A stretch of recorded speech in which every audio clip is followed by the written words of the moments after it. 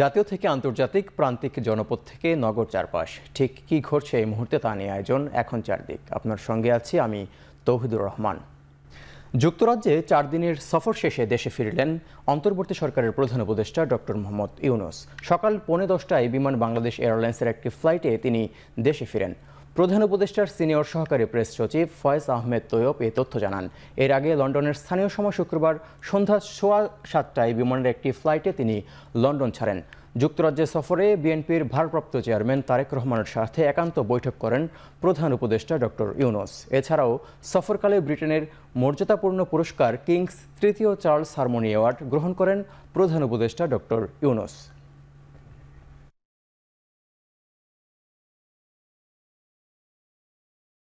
যারা আগে তারেক রহমানের সমালোচনা করত তারা এখন সমর্থক হয়ে গেছেন।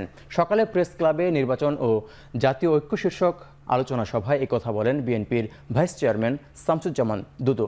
গণতন্ত্র প্রতিষ্ঠা নির্বাচনে গুরুত্বপূর্ণ, স্বচ্ছ ও স্বাভাবিক নির্বাচন হতে হবে, তার জন্য সবাইকে সতর্ক থাকার আহ্বানও জানিয়েছেন তিনি।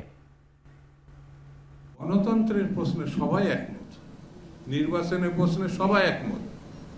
আগামী দিন নির্বাচন হতে হবে, মানুষের ভোটাধিকার ফিরিয়ে দিতে হবে, স্বচ্ছ এবং স্বাভাবিক নির্বাচন হতে হবে, এ ব্যাপারে কিন্তু কোনো দ্বিমত নেই।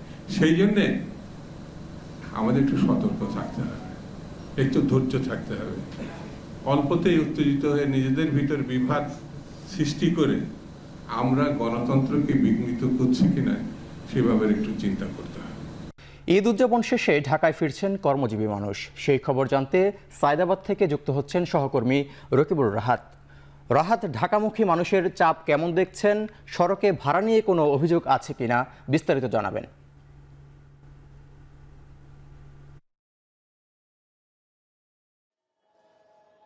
ঢাকামুখী মানুষের চাপ কিন্তু সড়ক পথে আমরা অনেক দেখছি, অর্থাৎ এই সায়দাবাদ বাস টার্মিনালের এখানে এসে যে বাসগুলোই থামছে সবগুলোতেই কিন্তু আমরা দেখছি যে বিপুল সংখ্যক মানুষ এসে মূলত এই সায়দাবাদ বাস টার্মিনালে নামছে এবং অধিকাংশ যাত্রী যারা ঢাকায় আসছেন তারা বলছেন যে তাদের কাছ থেকে অতিরিক্ত ভাড়া আদায় করা হয়েছে। সেক্ষেত্রে নির্ধারিত ভাড়ার চেয়ে 4 থেকে 500 টাকা বেশি ভাড়া আদায়ের কথাও কিন্তু আমাকে এখানে যারা আসছেন তারা বলছেন। বিশেষ করে সায়দাবাদে যেহেতু দক্ষিণ পূর্বাঞ্চল সব দিকের বাসগুলোই যেহেতু আসে, সেক্ষেত্রে তারা বলছেন যে প্রতিটি রুটেই কিন্তু যেহেতু আর একদিন মাত্র বাকি আছে ঈদের ছুটি শেষ হতে, সেক্ষেত্রে কিন্তু প্রতিটি রুটেই রাস্তাঘাটেও কিন্তু যানজটের পরিমাণ বেড়েছে। সেক্ষেত্রে কিছু কিছু জায়গায় তারা দীর্ঘক্ষণ যানজটেও তাদেরকে পড়তে হয়েছে বলে কিন্তু তারা আমাদেরকে জানাচ্ছেন এবং বিশেষ করে ভাড়ার বিষয়টি নিয়েই যাত্রী যারা রয়েছেন তারা বেশি অভিযোগ করেছেন। তারা বলছেন যে এই বিষয়টি নিয়ে প্রতিবারই সরকারের পক্ষ থেকে, বিআরটিএর পক্ষ থেকে এবং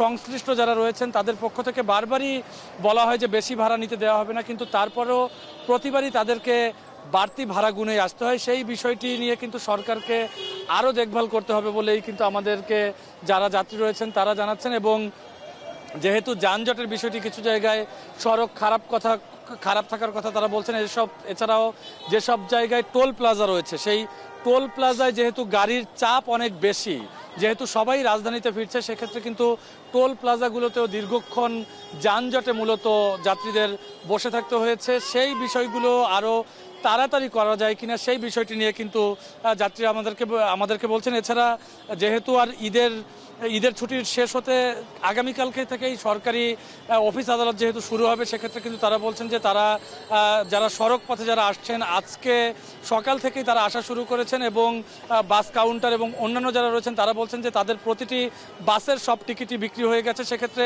সারাদিনই কিন্তু যাত্রীর যে চাপ সেটি রাজধানী অভিমুখে থাকবে। এই ছিল সায়দাবাদ বাস টার্মিনাল থেকে আমার কাছে সব শেষ।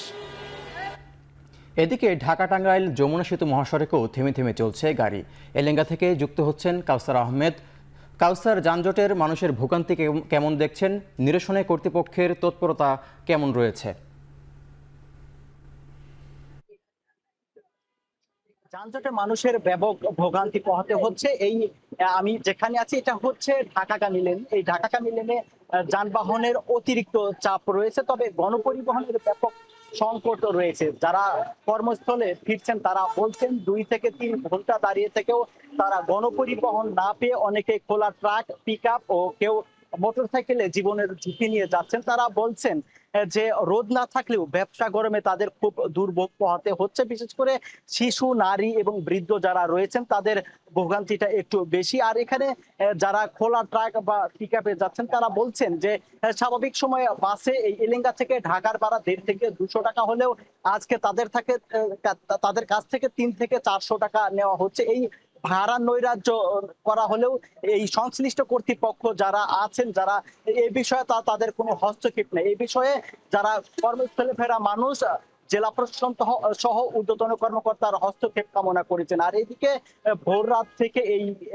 টাঙ্গাইল অংশে প্রায় 20 কিলোমিটার এলাকায় যানজট ছিল। এখন বেলা যত গড়াচ্ছে যানবাহন চলাচল ততটাই স্বাভাবিক হচ্ছে, তবে এছাড়াও যানবাহনের চাপ কিন্তু রয়ে যাচ্ছে। আর এই যানজট যে হয়েছিল ভোর রাত থেকে, সেটির অন্যতম কারণ হচ্ছে যমুনা সেতু সংযোগ সড়কে একাধিক যানবাহনের বিকল এবং একাধিক সড়ক দুর্ঘটনা, এবং সেতু থেকে গাড়ি টানতে না পারার কারণে এই কয়েক দফায় টোল আদায় বন্ধ রাখা হয়েছিল। আর গেল রাত 12টা পর্যন্ত যমুনা সেতুতে 24 ঘন্টায় প্রায় 50,000 যানবাহন পারাপার হয়েছে। তো এই ছিল আমার কাছে ঢাকা টাঙ্গাইল যমুনা সেতু মহাসড়কে যান চলাচলের সবশেষ তথ্য। টাঙ্গাইল থেকে যানজটের খবরাখবর জানাচ্ছিলেন সহকর্মী কাউসার আহমেদ। স্বরাষ্ট্র উপদেষ্টা জাহাঙ্গীর আলম চৌধুরী বলেছেন, সরকার যখনই চায় তখনই নির্বাচনের নিরাপত্তা নিশ্চিতে সর্বাত্মক প্রস্তুত রয়েছে আইনশৃঙ্খলা বাহিনী। সকালে র্যাব 1-এর কার্যালয় পরিদর্শন শেষে সাংবাদিকদের তিনি এসব কথা বলেন। সময় উনি ডিসিশন নেবেন ইলেকশনের ডেট, আমরা সেই সময়ের জন্য সব সময় প্রস্তুত আছি। আমাদের দেশের নাগরিক যদি অন্য দেশে থাকে আমরা তাদের অবশ্যই নিব, বাট সেটা প্রপার চ্যানেলে আসতে হবে। টানা 6 দিনের তাপ প্রবাহ শেষে আষাঢ়ের প্রথম দিন বৃষ্টির আভাস দিয়েছে আবহাওয়াবিদ ডক্টর আবুল কালাম মল্লিক। সারা দেশে 16 জুন থেকে 22 জুন পর্যন্ত হবে ভারী থেকে মাঝারি ও থেমে থেমে বৃষ্টি। দুপুরে সংবাদ সম্মেলনে এই কথা জানায় আবহাওয়া অধিদপ্তর। এ সময় জানানো হয় 24 ঘন্টায় ঢাকায় ঝিরিঝিরি বৃষ্টি, ময়মনসিংহ, রংপুর, সিলেট ও চট্টগ্রাম সহ বেশ কিছু জায়গায় মাঝারি বৃষ্টি হতে পারে। রাজশাহী, রংপুর, খুলনা এইসব বিভাগে এবং সিলেট বিভাগেও মৃদু ধরনের তাপপ্রবাহ অব্যাহত রয়েছে। কালকে ডিমলিয়াতে 38.5 ডিগ্রি সেলসিয়াস তাপমাত্রা রেকর্ড করা হয়েছে। 16 তারিখ থেকে 22 তারিখ পর্যন্ত বাংলাদেশের প্রায় সকল বিভাগেই অনেক জায়গায়, কোনো কোনো ক্ষেত্রে অধিকাংশ জায়গায় বৃষ্টিপাতের সম্ভাবনা আছে। হালকা থেকে মাঝারি ধরনের, কখনো ভারী থেকে অতি ভারী বর্ষণের সম্ভাবনা আছে। পর্যটন বান্ধব পরিবেশ সৃষ্টির লক্ষ্যে সিলেটের কোনো পাথর কোয়ারি ইজারা দেওয়া হবে না বলে জানিয়েছেন বন, পরিবেশ ও জলবায়ু বিষয়ক উপদেষ্টা সৈয়দা রিজওয়ানা হাসান। বেলা 11টার দিকে সিলেটের প্রাকৃতিক পর্যটন কেন্দ্র জাফলং পরিদর্শন শেষে সাংবাদিকদের প্রশ্নের জবাবে একথা জানান তিনি। উপদেষ্টা আরও বলেন, পাথর উত্তোলনের সঙ্গে জড়িতদের বিকল্প কর্মসংস্থান সৃষ্টির জন্য সরকারের ইকো ট্যুরিজম গড়ে তোলার পরিকল্পনা রয়েছে। এ সময় সিলেটের সৌন্দর্য ও পরিবেশ রক্ষায় পাথর কোয়ারির আশপাশের এলাকায় সব ক্রাশার মেশিন বন্ধ করে দেয়া হবে বলে জানান জ্বালানি উপদেষ্টা অধ্যাপক ফয়জুল করিম খান।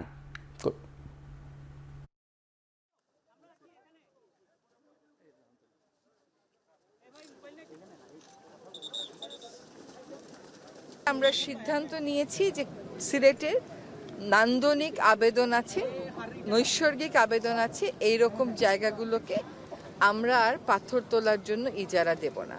এই জায়গাটা বিশেষ করে পরিবেশগত সংকটাপন্ন এলাকা। আমরা কথা বলেছি ট্যুরিজম মিনিস্ট্রির সাথে যে এইটাতে ইকো ফ্রেন্ডলি ট্যুরিজম তারা কিভাবে করতে পারে, যাতে করে পাথর যারা উত্তোলন করে তাদের একটা বিকল্প কর্মসংস্থান হয়। এই জায়গাটাকে ধ্বংস করে দেওয়া হয়েছে, এই যে পাথর উত্তোলন করে, এবং এই যে ক্রাশারগুলো, এগুলো তো সর্বনাশ করে দিয়েছে। তো এই জন্য আমরা প্রথম কথা হচ্ছে যেটা, যে আপাতত আমরা এখান থেকে কোনো পাথর উত্তোলন হবে না, এই সিদ্ধান্ত আমরা দিয়েছি। চাকরি স্থায়ীকরণ ও বকেয়া বেতনের দাবি জানিয়ে সংবাদ সম্মেলন করেছেন ইআরপিপি প্রকল্পে নিয়োগ পাওয়া চিকিৎসক সহ মেডিকেল কর্মীরা। দাবি মানা না হলে কঠোর কর্মসূচির হুঁশিয়ারি দিয়েছেন তারা। মহাখালীর স্বাস্থ্য অধিদপ্তরের সামনে সংবাদ সম্মেলনে তারা বলেন, করোনা নিয়ন্ত্রণে সম্মুখ যোদ্ধা হিসেবে ইআরপি প্রকল্পের অধীনে কর্মরত 1004 জন কর্মী বেতন না পাওয়া মানবেতর জীবনযাপন করছেন। 2020 সাল থেকে করোনা নিয়ন্ত্রণে চিকিৎসক থেকে শুরু করে lab consultant, nurse, technologist, computer operator, lab attendant, ward boy, আয়া এবং পরিচ্ছন্ন কর্মী দেশ জুড়ে জীবন ভয় তুচ্ছ করে মানুষের সেবা করেন। অথচ দেশে আবারও করোনা পরিস্থিতি বাড়ছে। এমন অবস্থায় নতুন করে জনবল নিয়োগ কাজ করছে সরকার, যা কোভিড যোদ্ধাদের জন্য। আমাদের 35 বছর হয়ে গেছে এখানে, 5টা বছর স্বাস্থ্য খাতে আমাদের জীবন দিয়েছি, জীবন দিয়ে এখানে কর্মরত ছিলাম। তার বিপরীতে আমাদের কিছুই করা হয় নাই। আমরা বিগত 5টা আন্দোলনে এখানে অংশগ্রহণ করছি। মানবিক দৃষ্টিকোণ থেকে আমরা প্রশাসনের কাছে বারবার যোগাযোগ করার চেষ্টা করছি। রাতভর পাল্টাপাল্টে হামলায় জড়িয়েছে ইরান ও ইসরায়েল। সংঘাত শুরুর পর এ পর্যন্ত ইরানে নিহত 78 জন, বিপরীতে ইসরায়েলে 4 জনের প্রাণহানির পাশাপাশি আহত ছাড়িয়েছে অর্ধ শতাধিক। এর আগে শীর্ষ পরমাণু বিজ্ঞানী ও সামরিক কর্মকর্তা নিহতের জবাবে তেল আবিবকে লক্ষ্য করে কয়েক দফা অসংখ্য মিসাইল নিক্ষেপ করে তেহরান। এতে ক্ষতিগ্রস্ত হয়ে বেশ কিছু স্থাপনা। রাতেই উল্লাস প্রকাশে রাস্তায় নেমে আসে সাধারণ ইরানি জনগণ। উল্টোদিকে ইসরায়েলি প্রজেক্টাইল মিসাইল ঠেকাতে ব্যতিব্যস্ত ছিল ইরানের আকাশ প্রতিরক্ষা ব্যবস্থা। যদিও মেহরাবাদ আন্তর্জাতিক বিমানবন্দরে আগুনের কুণ্ডুলি দেখা গেছে, বিস্ফোরণের শব্দ শোনা গেছে রাজধানী তেহরানেও।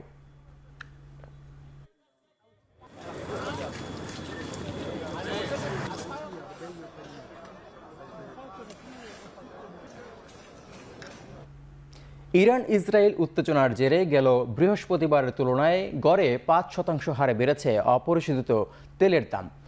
আল জাজিরার তথ্য বলছে, শুক্রবার ভোরে তেহরানের হামলার পর অপরিশোধিত তেলের এই দাম গত 6 মাসের মধ্যে সর্বোচ্চ 13% পর্যন্ত বেড়ে যায়। জানুয়ারি যেখানে শাইনি চুলে এখন হবে সব হেয়ারস্টাইল, সিল্কোর দ্বিগুণ শাইনি চুল প্রতিদিন। বর্তমানে তা বেড়ে $75.65 পৌঁছায়। বিশ্লেষকরা বলছেন, অপরিশোধিত জ্বালানি তেলের দাম বাড়লে খাবারের দাম থেকে পরিবহন ব্যয় সবকিছু দাম বেড়ে যাবে। এতে চলমান উত্তেজনার কারণে হরমুজ রুটে বাণিজ্যিক জাহাজ চলাচল বিঘ্নিত হয়। বিশ্বব্যাপী তেলের মজুদ বাড়ানোর পরিকল্পনা করছে বিশ্ব জ্বালানি সংস্থা। বিশ্বের মোট জ্বালানির প্রায় 20% সরবরাহ হয় হরমুজ প্রণালী দিয়ে। মধ্যপ্রাচ্যের তেল ও গ্যাস উৎপাদক দেশগুলোর জ্বালানি বিশ্ব বাজারে রপ্তানি করে এই পথ দিয়েই।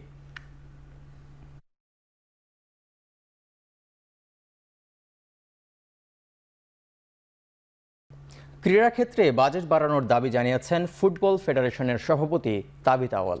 সভাপতি আরও বলেন, ফিফা উইন্ডোতে র্যাঙ্কিংয়ে উপরের দিকে থাকা দলগুলোর বিপক্ষে খেলার পরিকল্পনা করছে বাংলাদেশ ফুটবল দল।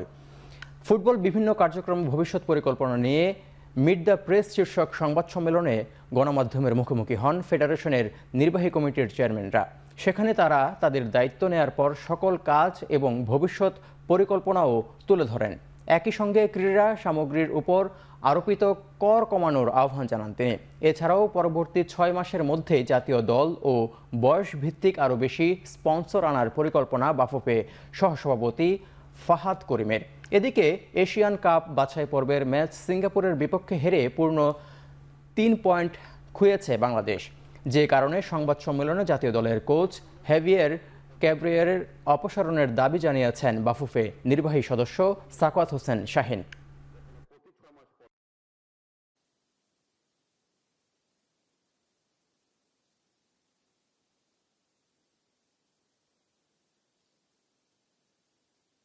ফেডারেশনগুলোকে ভাগ করে দেখি, বিভিন্ন স্পোর্টস ফেডারেশনগুলোকে, তাহলে 2000 কোটি টাকা কমতে কমতে কমতে কিন্তু আসলে গোনা ভিতরেও পড়ে না। তো আমাদের একটা দাবি থাকবে, বিএফএফ এর পক্ষ থেকে ক্রীড়ার উপরে বাজেটে যেন অ্যালোকেশনটা আরো বাড়ানো হয়। আগামী বাজেট অধিবেশন পাশ করার সময় যেন স্পোর্টস ইকুইপমেন্টের উপরে এই 36% ট্যাক্স মুকুব করা হয়। এশিয়ান কাপ কোয়ালিফিকেশনের জন্য এখনো ফাইট দিচ্ছি। ভবিষ্যতে অলিম্পিক্স কোয়ালিফায়ার আসবে, এশিয়ান গেমস আসবে, ওয়ার্ল্ড কাপ আসবে। তো এই প্রস্তুত হওয়ার জন্য ওই লেভেলের টিমের সাথেও আমাদের কিন্তু প্রতিযোগিতামূলকভাবে খেলতে হবে। শেষ করছি এখন চারদিক। এখন টেলিভিশন ওয়েবসাইটে দেখতে ভিজিট করুন www.ekhon.tv। ফেসবুকে দেখতে ভিজিট করুন facebook.com/tv.ekhon এবং ইউটিউবে দেখতে ভিজিট করুন youtube.com/c/ekhon tv।